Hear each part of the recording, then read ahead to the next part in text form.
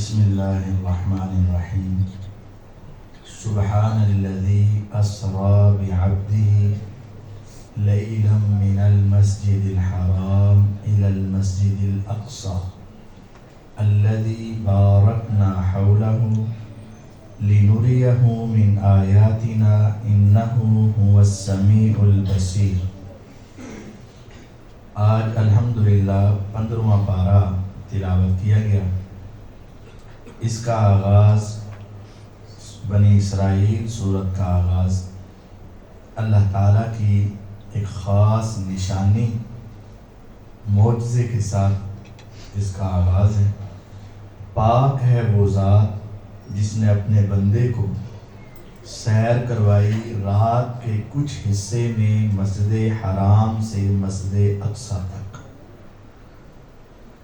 معراج کا واقعہ، چونکہ یہ واقعہ بڑا عجیب ہے اور انسانی عقل سے ماوراء ہے، عقل کے ساتھ سوچیں تو یہ سمجھ نہیں آ سکتا کہ رات کے کچھ حصے میں آپ کو گھر سے اٹھایا گیا اور آپ کو حتیم میں لٹایا گیا، سینہ چاک کیا، پھر آپ کا دل زمزم کے پانی سے دھویا، پھر آپ کو سواری پر بٹھایا، سواری اڑتی ہوئی گئی اور آپ بیت المقدس میں پہنچ گئے اور وہاں سارے نبی جمع تھے، آپ نے ان کی امامت کروائی۔ یہ بات عقل میں آنے والی نہیں۔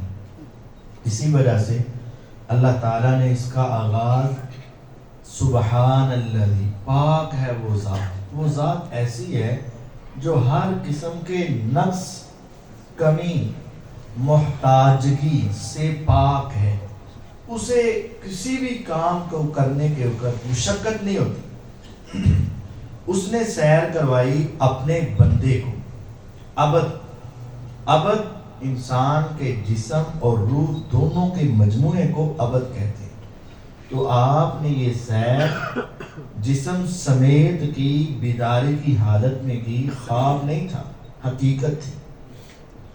اور آپ کو بیت اللہ سے بیت المقدس لے جایا گیا۔ یہ جو سفر ہے بیت اللہ سے بیت المقدس، اس کو اسراء کہتے ہیں، اور جو بیت المقدس سے اوپر آسمانوں کی طرف سفر تھا اسے معراج کہتے ہیں۔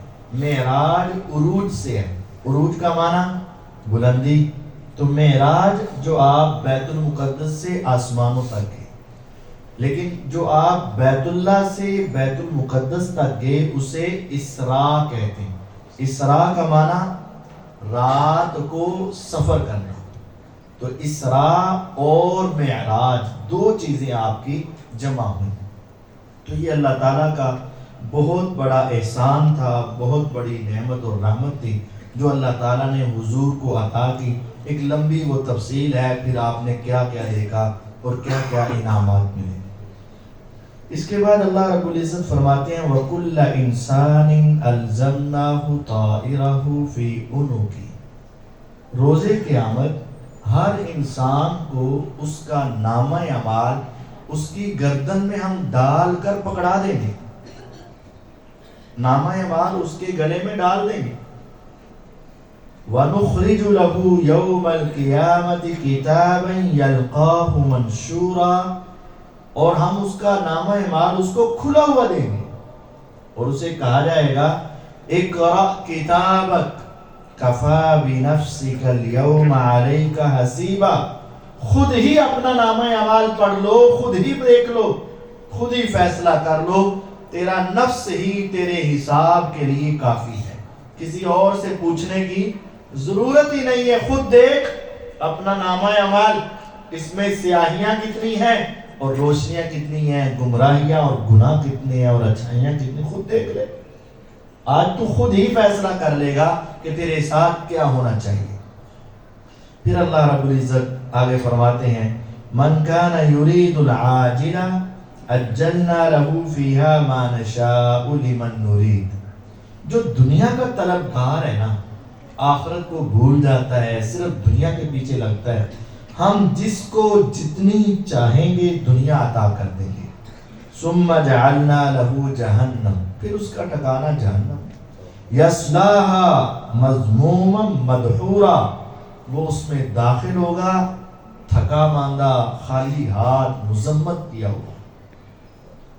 ومن اراد الآخرہ وسعى لها سعیها، اور جس نے آخرت کا ارادہ کیا اور اس کے لیے محنت کی، وہو مؤمن، اور شرط یہ ہے کہ نیکی کے وقت بندہ مومن ہو، فَأُولَٰئِكَ كَانَ سَعْيُهُمْ مَشْكُورًا، تو ایسے لوگوں کی کوششوں کا اللہ قدر کرے گا اور اس کا بدلہ لے گا۔ ایک ہے دنیا کے لیے کوشش، ایک ہے آخرت کے لیے کوشش۔ کوشش دونوں طرف کرنی پڑے گی۔ دنیا کمانے کے لیے کوشش کرو گے، اللہ تعالیٰ جس کو جتنی چاہے گا عطا کر دے گا، اور جو آخرت کے لیے کوشش کرے گا اللہ تعالیٰ کا اس سے وعدہ ہے، اگر وہ مومن ہو کر کوشش کرے گا تو اس کی کوشش کی قدر کی جائے گی اور اس کی ایک ایک نیکی کو سنبھال کر رکھا جائے گا۔ کُلًّا نُمِدُّ هَٰؤُلَاءِ وَهَٰؤُلَاءِ، ہر ایک کو ہم دیں گے، دنیا والے کو بھی اور آخرت والے کو بھی، من عطاء ربک، یہ تیرے رب کا احسان ہے، وَمَا كَانَ عَطَاءُ رَبِّكَ مَحْظُورًا، تیرے رب کے احسان روکے نہیں جاتے، بہت ہوتے۔ پھر آگے فرمایا وَقَضَىٰ رَبُّكَ، تیرے رب کا فیصلہ ہے۔ فیصلہ تو دنیا میں بہت کرتے ہیں، کبھی بڑے بھائی فیصلہ کرتے ہیں، کبھی والدین فیصلہ کرتے ہیں، کبھی علاقے والے فیصلہ کرتے ہیں، کبھی ہمارے حکمران فیصلہ کرتے ہیں اور کبھی ہماری عدالتیں، لیکن سب کو چیلنج کیا جا سکتا ہے اور سب کو چھوڑا جا سکتا ہے اور سب کے سامنے کھڑا ہوا جا سکتا ہے، لیکن اللہ کے فیصلے کے سامنے نہیں کھڑا ہوا جا سکتا۔ وَقَضَىٰ رَبُّكَ، تیرے رب کا فیصلہ ہے کیا؟ اللہ تعبدوا الا ایاہ، رب کے سوا کسی کی عبادت نہیں کرنی۔ وَبِالْوَالِدَيْنِ إِحْسَانًا، اور یہ بھی فیصلہ ہے کہ والدین کے ساتھ اچھا سلوک کرنا ہے۔ اللہ تعالیٰ نے دو فیصلے سنائے، ایک اپنی توحید کا فیصلہ کہ میرے سوا کسی کی عبادت نہیں کرنی، اور دوسرا فیصلہ والدین کے ساتھ اس نے سلوک کرنا۔ اللہ تعالیٰ نے توحید کے ساتھ والدین کا ذکر کیوں کیا؟ انسان کے پاس جتنی نعمتیں ہیں، جو کچھ بھی ہے، یہ در حقیقت میرے اللہ کی عطا ہے، لیکن ظاہری طور پر ان نعمتوں کے حصول کے لیے ہمارے اوپر جو احسان ہوتا ہے وہ کس کا ہوتا ہے؟ والدین کا ہوتا ہے۔ یہ لباس ہمیں والدین لے کر دیتے ہیں، جوتے ہمیں والدین لے کر دیتے ہیں، کھانا پینا ہمارے والدین، ہماری خوشی غمی کا خیال ہمارے والدین، ہماری رہائش کا خیال ہمارے والدین، ہماری ضروریات کون پوری کرتا ہے؟ ظاہری طور پر والدین، اور حقیقی طور پر میرا رب۔ تو اللہ تعالیٰ نے پہلے اپنی توحید کا بیان کیا، پھر اس کے بعد والدین کا معاملہ سمجھایا، اور 5 باتیں اس میں سمجھائیں، 5 باتیں۔ پہلی بات، اما یبلغن عندک الکبر احدہما او کلاہما فلا تقل لہما اف، وہ دونوں یا ایک بڑھاپے کی عمر کو پہنچ جائے تو تو نے ان کو اف بھی نہیں کہنا۔ تو کیا جوانی میں کہنے نا، یہاں ہے نا بڑھاپے کی عمر کو پہنچ جائے تو اف نہیں کہنا، تو کیا جوانی میں کہہ لینا؟ ارے نہیں، جوانی میں کہتا ہی کوئی نہیں۔ جب اولاد چھوٹی ہوتی ہے، والدین کا ہاتھ اوپر ہوتا ہے، اولاد کا ہاتھ نیچے ہوتا ہے، اس وقت تو جی جی چلتا ہی رہتا ہے، اور اس وقت تو یہ ہوتا ہے بچے آپس میں بحثتے ہیں، یہ میرے بابا ہے، وہ کہتے ہیں میرے بابا ہے، یہ میری ماما، وہ کہتے ہیں میری ماما، لڑائی ہوتی ہے، اور ماں باپ اسے اپنے سینے سے لگا کر کہتے ہیں میں تم دونوں کی ہوں۔ لیکن جب والدین بوڑھے ہو جاتے ہیں، اس وقت والدین کا ہاتھ نیچے آ جاتا ہے، اولاد کا ہاتھ اوپر آ جاتا ہے، والدین کمزور ہو جاتے ہیں، اولاد طاقتور ہو جاتی ہے، والدین محتاج ہو جاتے ہیں، اور اولاد اس اس وقت پورے اپنے جوبن میں ہوتی ہے. فرمایا اس وقت جب دنیا کے اصول بدل جائیں اور دنیا اپنے والدین سے برا سلوک کرے, اس وقت تم نے برا سلوک تو دور کی بات ہے, تم نے ان کی باتوں کو سن کر وہ سفید کریں, وہ سیاہ کریں, وہ تیری مرضی کا کریں, وہ تیرے خلاف کریں, تمہیں پسند آئے یا نہ آئے, تیرا فائدہ ہو یا نقصان تیرے اوپر لازم ہے. انکار کرنا تو دور کی بات, سر مارنا تو دور کی بات, ان کے سامنے کھڑا ہونا تو دور کی بات, گالیاں دینا تو بہت دور, ان کے سامنے تو نے اف بھی نہیں کرنا. اف کیا ہے؟ یہ کلمہ جب انسان کسی چیز سے پریشان ہوتا ہے تو کہتا اف. فرمایا بس اوقات تم کہہ کے جاتے ہو نا, یہ بات آپ نے کسی کو نہیں بتانا, لیکن ماں باپ نا پیٹ کے ہلکے ہوتے ہیں, وہ ہر بات امی کی بہن آئی بھائی آیا تو بتا دی کرتی بات, ایسی ہوتے رشتہ کرن لگے, لین لگے, دین لگے, اگل ہوئی, اور باپ بھی بس اوقات کر دیتا ہے. اور پھر کیا ہوتا ہے, تو جب ہم دیکھتے ہیں کہ اب امی جان باتیں کیے جا رہی ہیں, سٹاف بھی کوئی نہیں, تو ہمیں اس کو سن کر یا دیکھ کر کیا آتا ہے, غصہ آتا ہے. اور پھر جب وہ جاتے ہیں تو ہم پھر 2 4 6 باتیں کرتے ہیں. فرمایا نہیں, اگر وہ بڑھاپے کی عمر کو پہنچ جائیں اور دونوں یا ایک, فلا تقل لهما اف, ان کے ہر فیصلے کو تو نے خندہ پشانی سے سہنا, قبول کرنا, برداشت کرنا ہے, تو نے ان کے سامنے اف بھی نہیں کہا. ولا تنہرهما, دوسرا اصول ڈانٹنا نہیں, جھڑکنا نہیں, ڈانٹنا نہیں, جھڑکنا نہیں. ہمارے ہاں کیا کی جاتا ہے, جھڑکتے ہیں, ڈانٹتے ہیں, حتیٰ کہ گالیاں تک دے دیتے ہیں. ابو آپ کو اتنی مرتبہ منع کیا, آپ کو سمجھ نہیں آتی. امی جان آپ کو اتنی مرتبہ کہا ہے, آپ کو سمجھ نہیں آتی. بس خبردار, آج کے بعد آپ نے میرے فیصلے میں بولنا نہیں. یہ میرا پرسنل میٹر ہے, یہ میری زندگی ہے, جو تم نے اپنی گزارنی تھی گزار لی, جو تم نے کرنا تھا کر لیا. اب یہ میرا ذاتی مسئلہ ہے, اس میں آپ کو بولنے کی اجازت نہیں. ولا تنہرهما, نہیں ڈانٹنا نہیں. تو پھر کیا کہنا ہے اگر سمجھانا پڑ جائے, وَقُلْ لَهُمَا قَوْلًا كَرِيمًا, جب بھی بات کرنی ہے بڑے کریمانہ انداز میں بات کرنی. بہت بڑے محدث حدیث بیان کر دے, ایک دم سے آواز آہستہ ہو گئی. ایک شاگرد نیا بھی آیا تھا اس روز کلاس میں, تو وہ کہنے لگا استاد جی کو کیا ہوا, ایک دم سے آواز آہستہ ہو گئی. کہا تمہیں نہیں پتا وہ ان کی والدہ آئی ہیں, والدہ کسی کام کے لیے ان کے پاس وہاں مجلس میں آ رہی تھی. تو کہا پھر کیا ہوا, کہا یہ جب اپنی ماں کے سامنے ہوتے ہیں, ان کی آواز اپنی والدہ کی آواز سے بلند نہیں ہوتی, آواز پست ہو جاتی. وَقُلْ لَهُمَا قَوْلًا كَرِيمًا, ان کے ساتھ کریمانہ انداز پیش کریں. وَاخْفِضْ لَهُمَا جَنَاحَ الذُّلِّ مِنَ الرَّحْمَةِ.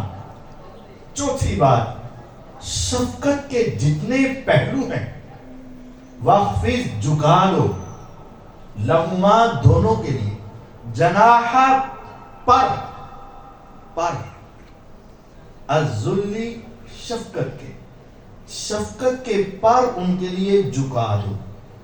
انسان کے تو پر ہوتے ہی نہیں, اس کے تو بازو ہوتے. جناح پر, یہ ایک مثال ہے.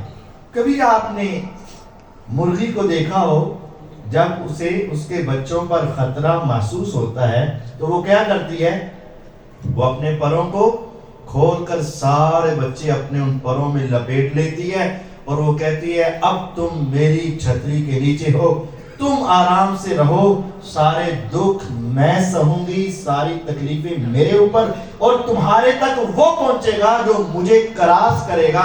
میرے اوپر ظلم سے پہلے تمہارے اوپر ظلم, اور مجھے تکلیف سے پہلے تمہیں تکلیف نہیں آ سکتی.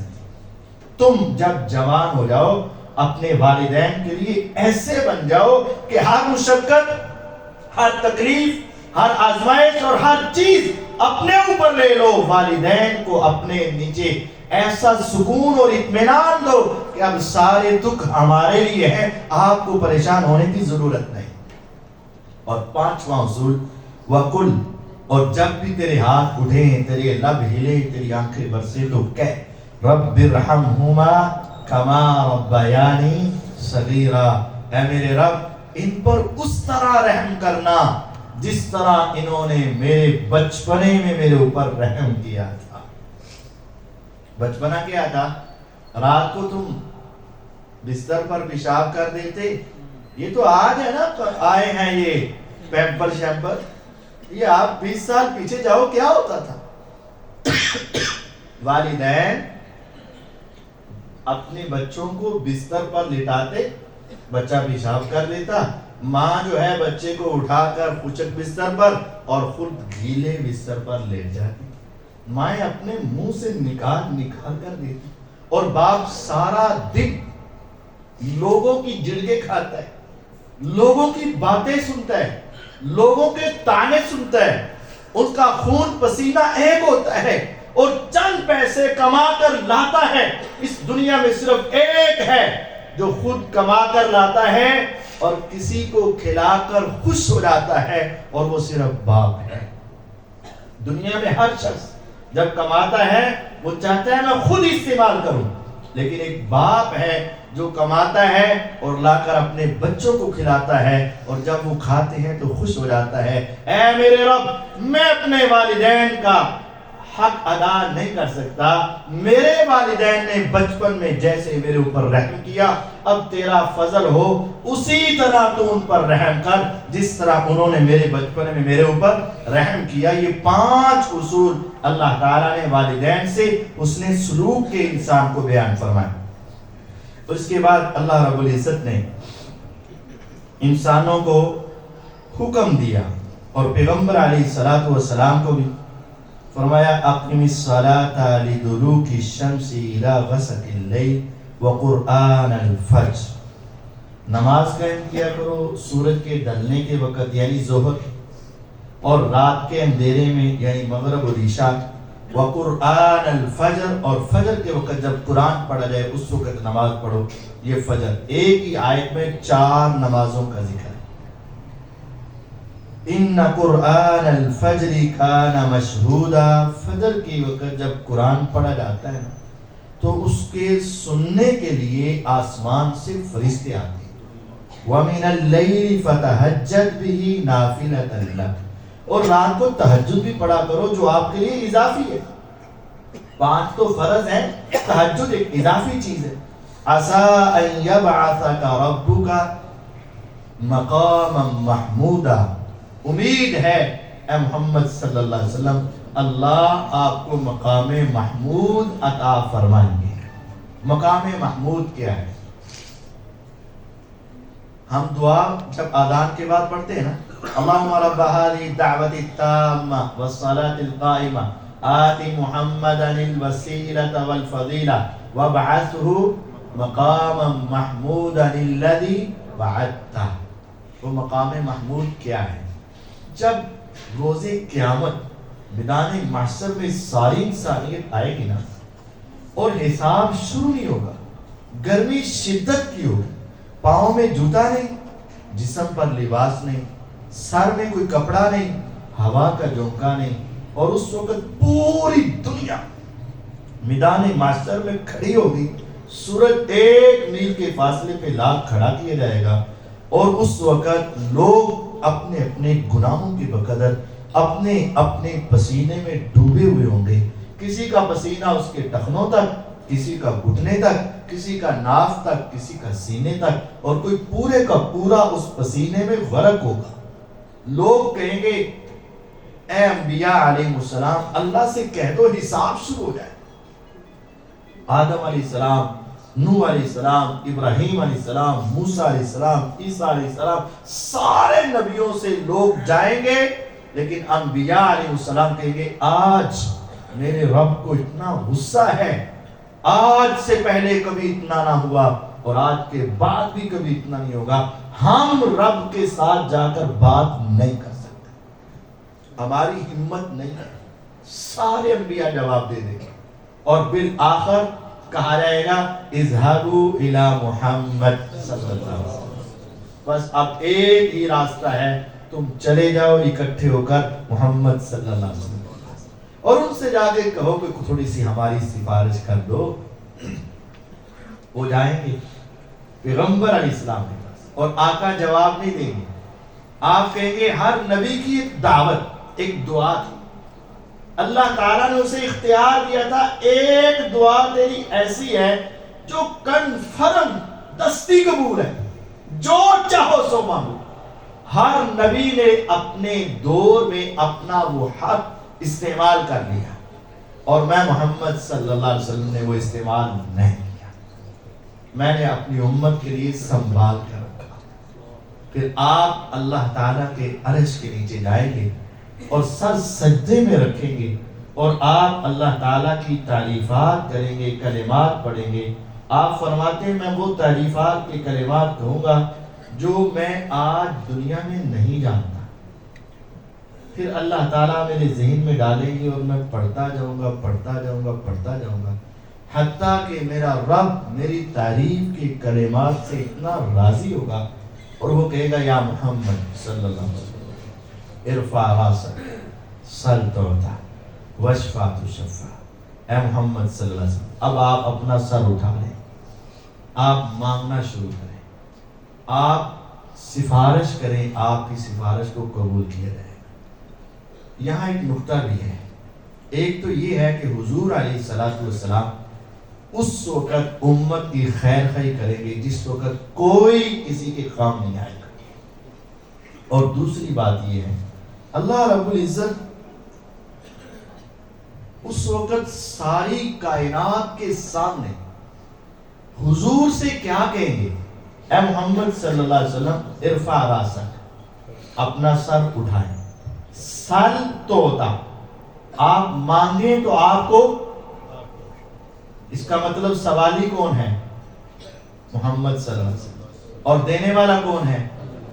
پوری امت کو دکھایا جائے گا آج بھی دیکھ لو آقا مانگنے والے ہیں, رب عطا کرنے والا ہے. واشفع آپ سفارش کریں, تشفع آپ کی سفارش قبول کی جائے گی.